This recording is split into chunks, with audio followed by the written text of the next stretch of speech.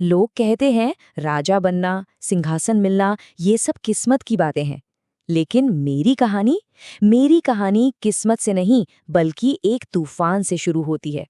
एक ऐसा तूफान जिसने पहले मुझसे सब कुछ छीना और फिर मुझे एक ऐसे सफर पर भेज दिया जिसकी मंजिल का मुझे खुद भी कोई अंदाजा नहीं था। हाँ, कहते हैं कि ये ताज बहुत भारी होता है, पर सच कहूं, खाली पेट के बोझ के सामने ये कुछ भी नहीं है।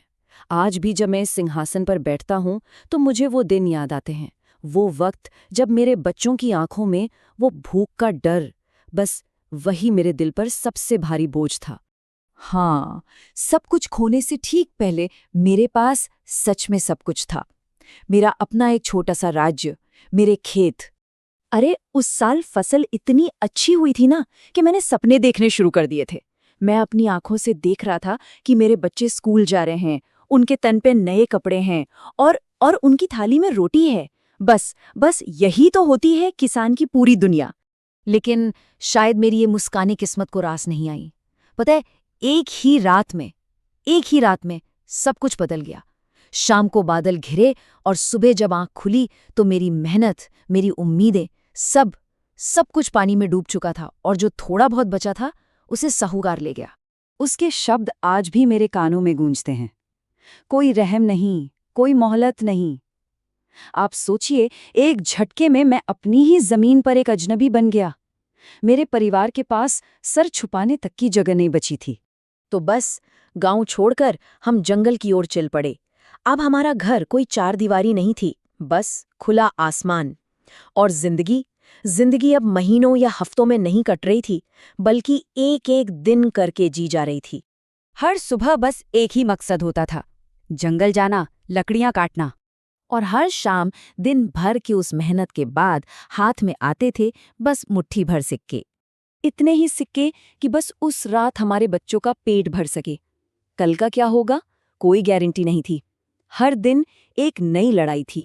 और फिर एक दिन आया जब मुझे लगा कि मैं ये लड़ाई हार रहा हूं। बस थोड़ी और लकड़ियों की चाह में मैं जंगल में इतना गहरा चला गया कि रास्ता ही भटक गया। चारों तरफ घना अंधेरा था और ऊपर से बारिश शुरू हो गई। मैं बिल्कुल थककर एक पत्थर पर बैठ गया। सच कहूं, उस पल मुझे लगा बस यही मेरी कहानी का अंत है। अब मैं अपने बच्चों को शायद फिर कभी नहीं देख पाऊंगा। लेकिन तभी, जब सारी उम्मीदें खत्म हो चुकी थीं, पेड़ों के बीच से मुझे एक अजीब सी रोशनी दिखाई दी। एक हल्की, सुनहरी सी चमक जो जैसे मुझे अपनी ओर बुला रही थी। वो रोशनी एक गुफा से आ रही थी और उस गुफा के अंदर, अरे, एक पूरी दुनिया बसी थी। एक ऐसा गांव जो सोने का बना था।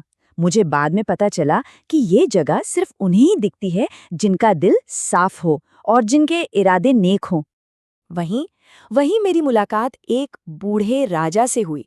उन्होंने मेरी पूरी कहानी सुनी और मेरी आंखों में शायद उन्हें सच्चाई दिख गई। उन्होंने मुझे सोने के कुछ सिक्के दिए और कहा, ये दान नहीं है, ये तुम्हारी मेहनत और ईमानदारी का इनाम है।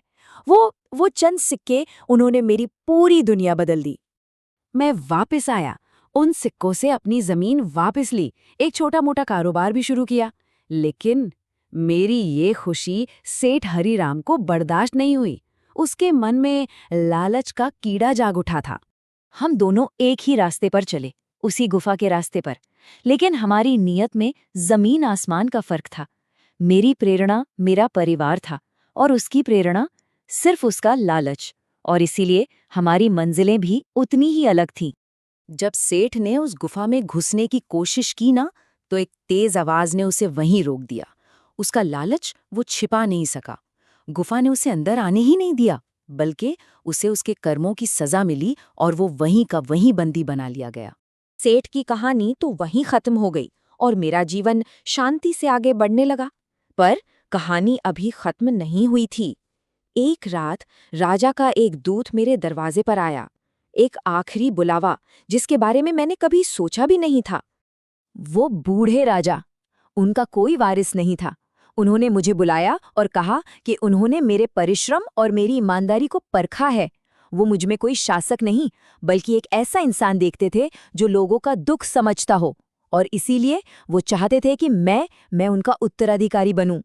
राजा बनना मैंने तो कभी सपने में भी नहीं सोचा था, लेकिन मैंने उस जिम्मेदारी को स्वीकार किया, अपने आप से 3 वादे करके।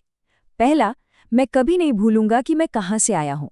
दूसरा, मैं हमेशा ईमानदारी को दौलत से ऊपर रखूंगा।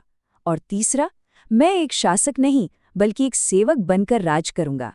और यही बात मैं आज अपने बेटे को सिखाता हूँ कि बेटा, तुम एक राजा के बेटे नहीं हो, तुम जनता के एक सेवक के बेटे हो।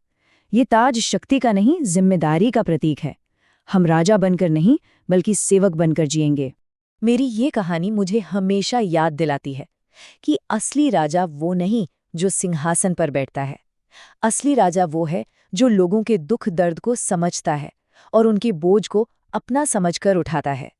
तो आखिर में सवाल यही है, एक शासक को क्या परिभाषित करता है? उसकी शक्ति या वो बोझ जिन्हें वो उठाने को तैयार है?